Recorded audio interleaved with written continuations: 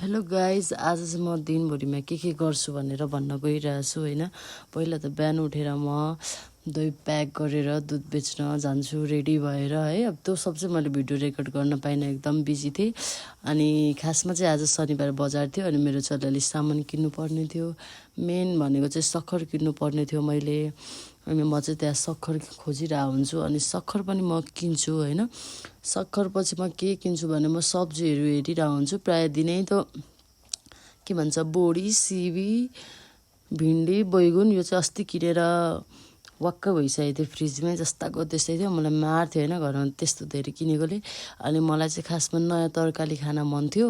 अनि नयाँ तरकारीमा चाहिँ मैले तामा भेटाउँछु अनि तामा चाहिँ मैले किन्छु नै होइन, किनकि मैले धेरै भएको थियो तामा नखाएको। अनि यो सिजनमा फर्स्ट आएको रहेछ। अनि मैले किनेको भनेको टमाटर र तामा हो। अनि मैले समोसा नि खाएँ भोक लागेर। मैले त यो भोइस कभरै गर्न सकिनँ यार, कसरी मान्छेहरू गर्छ। अनि समोसा खाइसकेँ होइन। त्यसपछि यो चाहिँ हाम्रो अन्तिम दुध बेच्दै थियौँ हामी, दुध बेच्न सक्न आँट्यौँ होइन। अनि यो चाहिँ हामी बेच्योभरि हामी घर फर्किँदैछौँ। अनि आजको मौसम चाहिँ अलिक एकदम पानी पर्ला जस्तो भएको थियो।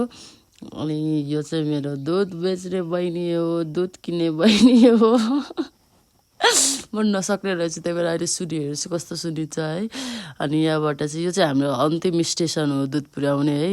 यहाँबाट चाहिँ हामी सिधै फुइँ घर आइपुग्छौँ भनेको त बाटोमा एउटा भाइले नि किनेछ। आफैलाई हाँस उठायो। अब चाहिँ होइन म घर आइसकेँ। अनि अब मेरो बिहानको सेकेन्ड काम भनेको चाहिँ पैसा गर्ने हो। एकछिन चिया खान्छु, चिया खाइसकेर चाहिँ म पैसा गन्छु मैले कति के बेचेँ भनेर होइन। दिनभरि पनि भ्याउँदिनँ, अल्छी लागिरहेको हुन्छ। अनि यहाँ चाहिँ म पैसा गन्दैछु। त्यसपछि चाहिँ म के गर्छु भने एकछिन टिकटक बनाउँछु। दिनमा प्रायः एउटा दुइटा बिहान चाहिँ अलिक फुर्सद हुन्छ र मम्मीसँग म भिडियो बनाएकै हुन्छु। अनि गाइज अब चाहिँ म मोही पार्दै खाना पकाउँदै छु होइन। खाना चाहिँ मम्मीले गट्टो र खाना चाहिँ पकाइसक्नु भएको थियो। मेरो काम भनेको अब सिबीको तरकारी पकाउने। अनि यहाँ मोही चाहिँ रेडी भइसकेछ होइन। मैले त्यो चाहिँ अब बिचबिचमा आफै चेक गरिरहेको थिएँ। अनि यहाँ चाहिँ म घिउ झिक्दैछु। अब उता चाहिँ खाना पाक्दैछ। अब मेरो काम भनेको कुडे कोरेर दुध बसाउँछु होइन, दही जमाउनको लागि। अनि यहाँ हेर्नु अब म चाहिँ यहाँ कुडे कोर्दैछु। उता आवाज सुन्योभरि मेरो कुकुर चाहिँ आइसक्यो कुराउनी खान। उसको चाहिँ फेभरेट हो होइन कुराउनी चाहिँ।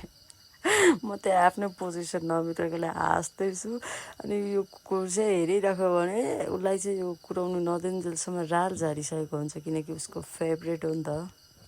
कुडे कोरिसकेपछि चाहिँ म दुध तताउन बसाउँछु। यो दुध चाहिँ घरमै अलिअलि उब्रेको हुन्छ अनि बजारबाट उब्रेर आएको दुध हो होइन। म चाहिँ अब यहाँ हेर्नु न सकि यो म दुईचोटि लग्न नि हुन्थ्यो नि त होइन। पर भाडो लगेर हाल्न नि सक्थेँ, तर सके एकैचोटि उचालेर कन्दै दुध बसाउन लगिरहेको छु।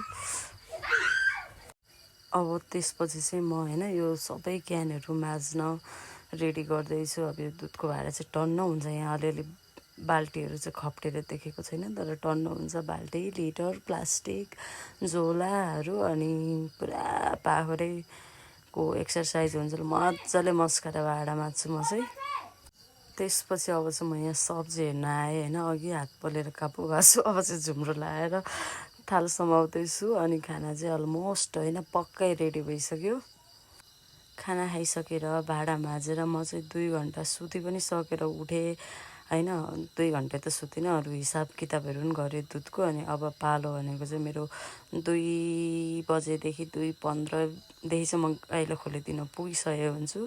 अनि यहाँ चाहिँ गाईलाई खोलिहाल्दैछु। अनि त्यो टाइम ल्याप्समा राखेर भिडियो बनाएको थिएँ होइन। यहाँ हेर्छु आमामा मैले यति छिटो काम सकेँ भनेर आफै छक्क परिरहेको छु। भिडियोमा चाहिँ कति पनि नदेखेको क्या, तर रियल लाइफमा कति काम गरेको हुन्छ। अनि यहाँ खोलिदिँदा पनि मैले माथिको गाईहरू मात्रै देखाएको छु क्या। अब तल फोन लक कति काम पनि हुन्छ। अनि त्यो चाहिँ मैले तलको गाईहरू चाहिँ देखाएको छुइनँ। कुनै दिन जुरो भने देखाउँला। अनि यो खोलेहरू चाहिँ मैले मजाले दिइसकेँ मेरो गाईलाई। अनि खोलिदिइसकेपछि चाहिँ म गोबर सोर्छु होइन। मैले चाहेको भए चाहिँ म पन्जा लाएर पनि गोबर सोर्न सक्थेँ, तर हातले मलाई चित्त बुझ्छ। अनि यो गोबर सोर्न चाहिँ मलाई लागेको चाहिँ हुँदैन। मम्मीले छोड्दै गोबर चाहिँ मै सोरुमला भन्नुहुन्छ होइन, भन्नुहुन्थ्यो पहिल्यैदेखि नै। तर मलाई त्यस्तो घिनसिन भन्ने चिज चाहिँ लाग्दैन। अनि मलाई चाहिँ न यो आफ्नो गाईको गोबर चाहिँ खासै घिन लाग्दैन होइन। तर यसको मतलब म गोबर सोर्छु भनेर अरूको घरमा सोर्ने चाहिँ होइन। मलाई अरूको गाई बस्तु नै मन पर्दैन होइन। अनि हिजो चाहिँ एउटा दिदीले घर लिप्दै हुनुहुन्थ्यो, यस्तो उसको त गोबर होइन गुनै गनाइरहेको थियो क्या घरमा। अब गोबरको स्मेल त ठिकै हुन्छ, राम्रो त हुँदैन, तर त्यो सुँग्नै नसक्ने उफ उफ त गर्नु पर्दैन। त्यो दिदीको लिपेको ठाउँ त यस्तो गुनै गनाएको थियो, मलाई त झन्डै भमिटै आयो। मान्छेहरू कसरी सोरिरहेको थियो त्यो लिपिरहेको थियो है त्यो दिदीले।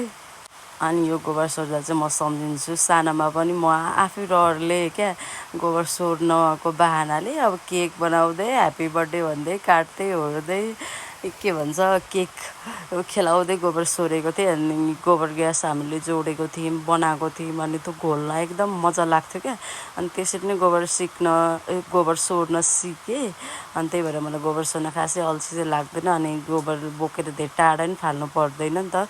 अनि यो गोबर चाहिँ अहिले चाहिँ बर्खा लागेर होला है, गाईहरूले धेरै अलिक चिसो घाँस खाएर होला प्याता पारेर हगेछ। अनि यो सोर्न चाहिँ अलिक झ्याउ नै हुन्छ, नभए अरू बेला सुक्ख हग्दा त यति साह्रो पनि पर्दैन, टपक टिपो मजै आउँथ्यो। यस्तो यो दिक्क लाग्दो चाहिँ हुँदैन। रै पनि अब मलाई ठिकै छ, सजिलो लाग्छ। पढ्नुभन्दा त गोबर फाल्नु सजिलै छ। अनि फेरि ठ्याक्क यहाँनिर होइन यो गाईले हग्न आँट्दा म गुटुटु आरी लगेर थाप्दा चाहिँ त्यो रमाइया बस्दा भएमा सुरुमा केटालाई कति गाह्रो हुन्छ नि, पछि चाहिँ ठ्याक ठ्याक ठ्याक आरीमा त्यसले थाप्छ नि, त्यही याद आइरहेको थियो मलाई चाहिँ। अनि यो गोबर सोरेपछि चाहिँ हामीले यसको थला पनि पानी हालेर सफा गरिदिन्छौँ बढाल्दै होइन। त्यसपछि चाहिँ होइन म घर आएर मजाले साबुन पानीले मिची हात मुख धुन्छु है। अब गोबर गना हुन्छ नि त। अनि त्यसपछि मैले चाहिँ आइसक्रिम ल्याएको थिएँ र आइसक्रिम खान खोज्दै थिएँ होइन। अनि हजुरबाहरू आम्बा रहेछ मम्मी बुवाको काकाहरू। अनि म चाहिँ यस्तो गफ गर्दै थिएँ हजुरबाहरूसित। अनि मेरो अझै अरू पनि काम टन्न छ, हेर्दै जानु होला। त्यसपछि चाहिँ म चाहिँ मेरो डेरी कोठा सफा गर्छु होइन। यो चाहिँ बिहान फेरि कति त्यो जुत्ताहरू ल्याएर छिर्दिन्छ कोही। अनि त्यो बाल्टीहरूमा गोबर लागेको हुन्छ। अनि यो डेरी कोठा पनि सफा गरेर पुसेर ट्यालाक टुलुक पारेर म राम्रो पारिरहेको छु। त्यसपछि चाहिँ म आँप र मकै खाइरहेको छु है। यो मकै चाहिँ हिजो एउटा आन्टीले ल्याउनु भएको थियो। अनि यो चाहिँ मेरो खाजा भन्नु कि के भन्नु, जस खानु चाहिँ खाएँ। त्यसपछि मैले चाहिँ कति दिन भएको थियो है लुगा मजाले धुन नपाएको। अनि लुगा धुन गइरहेको छु अब चाहिँ म। त्यसपछि चाहिँ मेरो घरमा अब केटाकेटीहरू आइरहेको हुन्छ नि त। अनि म एकछिन केटाकेटीहरूसँग खेलि नै रहन्छु। अनि भिडियोहरू त बनाउनै पर्यो मैले। अनि अब चाहिँ होइन मैले अब खानाहरू पकाउँदैछु। अनि बेलुका पनि एकचोटि चिया चाहिँ खान्छु नै म। बिहान र बेलुका चाहिँ चिया चाहिन्छ नि। अनि म चाहिँ यसो चिया खाँदै तरकारी पकाउनुको लागि तयारी गर्दैछु। अनि तरकारीमा चाहिँ हाम्रो स्पेसल असले माछा थियो। अनि म चाहिँ त्यो तरकारी पकाउन रेडी गर्दैछु। त्यस्तै हो गाइज, मैले चाहिँ भरिसक्यो 10 मिनटभन्दा लामो नहोस् है मेरो भिडियो भनेर कोसिस गरिरहेको छु होइन। 8 मिनट चाहिँ पुर्याइसकेछु। अनि यो खाना खाइसकेपछि भाँडा माझ्छु। अनि उता पनि बेलुका पनि दुध तताउन बसाएको हुन्छु। एक भाँडा दुध फेरि दही जमाउनको लागि बसाउँछु होइन। उता दुध उम्लिँदै थियो, यता खाना रेडी पारेँ। अनि खाना खाएर भाँडा माझ्दा दुध सेलाएर जमाउँदा ओर्दा म सुत्दा काम सक्दै 11:30 हुन्छ। अनि 12 त बजि नै हाल्छ।